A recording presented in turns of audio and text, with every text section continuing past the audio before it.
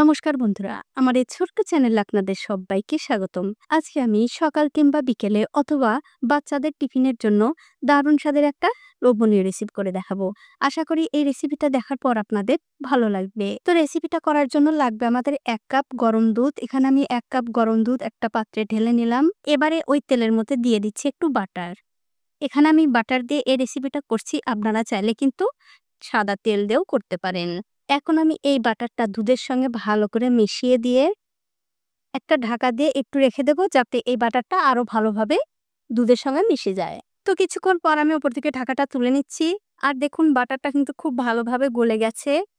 এখন আমি এর মধ্যে দিয়ে দেব 1.5 চামচ ইস্ট। তবে বন্ধুরা, ইস্ট দেওয়ার আগে অবশ্যই কিন্তু দেখে নিতে হবে এই দুধটা একটু গরম আছে কিনা। যদি দেখেন এই দুধটা হালকা একটু গরম আছে, তাহলে কিন্তু এর মধ্যে ইস্ট দিতে হবে। আর যদি দেখেন দুধটা ঠান্ডা হয়ে গেছে, তাহলে কিন্তু দুধটা গরম করে নিয়ে তারপরে ইস্ট দেবেন।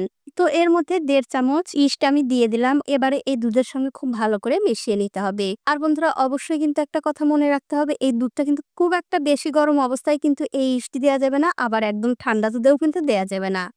একটা আঙ্গুল ডুবিয়ে রাখবেন, এরকম গরম থাকতে এই ইস্টটা দিয়ে দেবেন। এবারে ঢাকা দিয়ে 5 মিনিট রেখে দেব।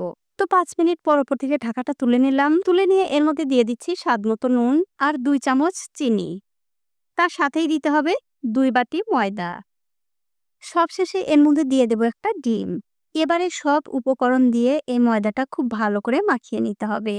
আর আমার এই ছোট্ট চ্যানেলটি যারা সাবস্ক্রাইব করেছেন তাদেরকে অনেক ধন্যবাদ। আর যারা সাবস্ক্রাইব করেননি তাদেরকে সাবস্ক্রাইব করে নেওয়ার অনুরোধ রইল। দেখুন সবকিছু কিন্তু আমি ভালো করে মাখিয়ে নিয়েছি, তবে দেখতেই পাচ্ছেন ময়দাটা কিন্তু অনেকটা নরম হয়ে গেছে। এত নরম রাখা যাবে না। তার জন্য আমি আরো 1 বাটি ময়দা দিয়ে দিলাম। তারপর আবারও খুব ভালো করে মাখিয়ে নিতে হবে। তবে এই ডোটা কিন্তু বন্ধুরা খুব একটা শক্ত হবে না, একটু নরম করেই মাখতে হবে। তো এই দেখুন অল্প অল্প করে ময়দা দিয়ে খুব সুন্দর একটা ডো কিন্তু আমি তৈরি করে নিয়েছি। আর ডোটা কিন্তু ঠিক এরকম হবে, হাতে একটু একটু লেগে যাবে, ঠিক এরকম করেই কিন্তু এই ডোটা মাখাতে হবে। তবে মাখানোর সময় যদি হাতে খুব একটা বেশি লেগে যায়, তাহলে এর মধ্যে সামান্য একটু সাদা তেল দিয়ে আবারও ভালো করে মাখিয়ে নেবেন, এতে করে এই ডোটা আর হাতে লাগবে না। তো এই দেখুন তেল দেওয়ার পর এই ডোটা কিন্তু আমি 2-3 মিনিট সময় ধরে আবারও খুব ভালো করে মাখিয়ে নিয়েছি। এখন আমি এই ডোটা 2 হাত দিয়ে খুব ভালো করে গোল করে নেব। ঠিক এরকম করে। দেখুন এটা কিন্তু খুব সুন্দর করে গোল করে নিয়েছি। এখন আমি এই বাটির মধ্যে রেখে এখন একটা ঢাকা দিয়ে 1.5 ঘন্টা রেখে দেব। তো 1.5 ঘন্টা পর আমি উপর থেকে ঢাকাটা তুলে নিচ্ছি। আর দেখুন ময়দাটা ফুলে কিন্তু একদম বাটি ভর্তি হয়ে গেছে। এবারে এই ময়দার মধ্যে থেকে যত হাওয়া বাতাস আছে সবকিছু বের করে দিয়ে আবারও একটু মাখিয়ে নিতে হবে। আর আমার এই রেসিপিটা যে সকল বন্ধুরা ফেসবুক থেকে দেখছেন তাদের কাছে আমার একটাই অনুরোধ, অবশ্যই আমার এই পেজটিকে ফলো করে দেবেন। তাহলে যখনই আমি নতুন কোনো ভিডিও নিয়ে আসবো সবার আগে কিন্তু আপনিই দেখতে পাবেন। তো আমি সামান্য একটু ময়দা ছড়িয়ে দিয়ে নিলাম, যাতে এই ডোটা হাতে লেগে না যায়। ময়দা কিন্তু খুব একটা বেশিও দেয়া যাবে না। অল্প একটু ময়দা দিয়ে এই ডোটা আবারও একটু মাখিয়ে নিতে হবে। তো এই দেখুন ময়দার ডোটা কিন্তু আমি আবারও খুব ভালো করে মাখিয়ে নিয়েছি। এখন আমি একটু ছোট, ছোট করে লেচি কেটে নেব। তো এখানে আমি ৫ টা লেচি কেটে নিলাম। এখন আমি একটা লেচি নিয়ে হাত দিয়ে খুব ভালো করে গোল করে নেব। তো এই দেখুন লেচিটা কিন্তু খুব সুন্দর করে গোল করে নিয়েছি। আর এই যে বাকি লেচিগুলো আছে এগুলো কিন্তু অবশ্যই ঢাকা দিয়ে একপাশে রেখে দিতে হবে। এবারে যে লেচিটা আমি গোল করে নিয়েছি সেই লেচিটার উপরে সামান্য একটু ময়দা ছড়িয়ে দিয়ে খুব সুন্দর একটা রুটি বেলে নেব।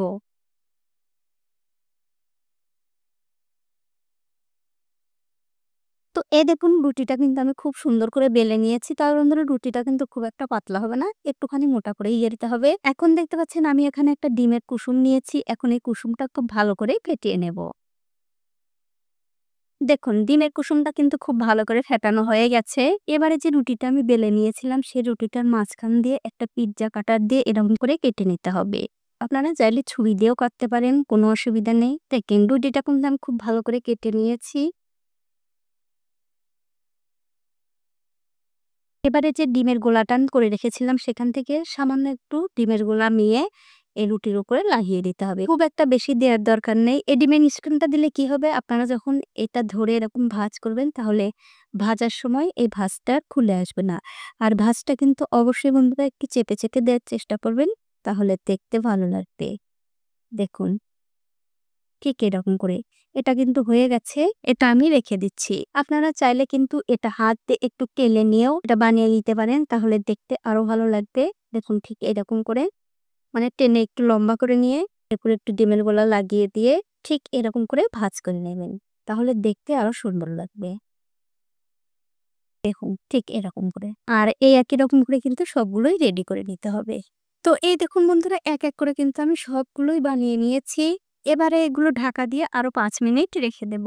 তো এই দেখুন ৫ মিনিট হয়ে গেছে আর এগুলো কিন্তু ফুলে আরো বড় হয়ে গেছে। এখন আমি এই রোলগুলো ভেজে নেব। তার জন্য একটা কড়াইতে দিয়ে দিচ্ছি সাদা তেল। কিছুক্ষণ পর যখন দেখবেন তেলটা হালকা একটু গরম হয়ে গেছে তখন গ্যাসের ফ্লেমটা একদম লোতে করে দিয়ে একটা করে এই রোলগুলো দিয়ে দিতে হবে। বন্ধুরা অবশ্যই কিন্তু মনে রাখবেন এই তেল কিন্তু খুব একটা বেশি গরম করে দেয়া যাবে না। হালকা একটু গরম করেই কিন্তু দিতে হবে। তেল যদি বেশি গরম করে এগুলো ভাজা যায় তাহলে কিন্তু ভেতরটা কাঁচা থাকবে আর ওপরটা পুড়ে যাবে।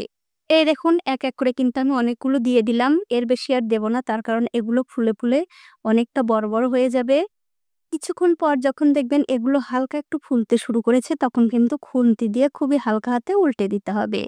আর উল্টে পাল্টে একটু ভালো করে ভেজে নিতে হবে। আপনারা বাড়িতে একদিন হলেও এরকম রোল বানিয়ে খেয়ে আমাকে কমেন্ট করে জানাতে ভুলবেন না আপনাদের কেমন লাগলো। দেখুন আমি কিন্তু হালকা হাতে সবগুলো রোল উল্টে দিলাম আর এরকম করে উল্টে পাল্টে একটু ভালো করে ভেজে নেব। তো এই দেখুন গ্যাসের ফ্লেমটা একদম লোতে রেখে কিন্তু এই রোলগুলো আমি খুব ভালো করে ভেজে নিয়েছি। দেখতেই পাচ্ছেন খুব সুন্দর একটা কালার চলে এসছে। রোলগুলো কিন্তু ভাজা হয়ে গেছে। এখন আমি তেল থেকে খুব ভালো করে তেল ঝরিয়ে তুলে নেব।